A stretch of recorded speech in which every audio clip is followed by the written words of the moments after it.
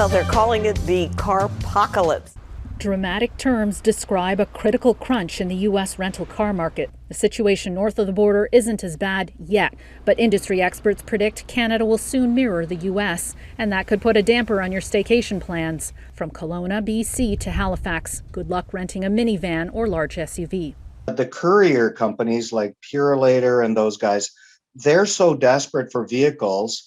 They're now considering, they're taking minivans, they're taking SUVs because of demand for online shopping. So that has sucked out hundreds and hundreds of vehicles out of the marketplace.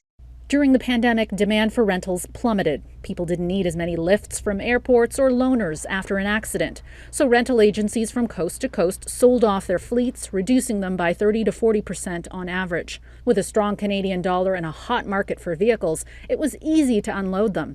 But as restrictions lift, demand has returned with a vengeance this month. Prices are going to go up, and the price that they may have paid for a car, say last summer if they rented, is going to be a lot more.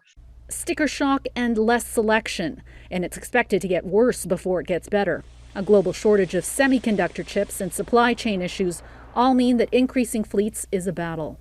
We haven't seen it as acutely in Canada yet, simply because our demand hasn't resumed with the same enthusiasm yet that they've started to see in some of the U.S. jurisdictions, but it will be very challenging. Your best bet is to book in advance, shop around, and be flexible.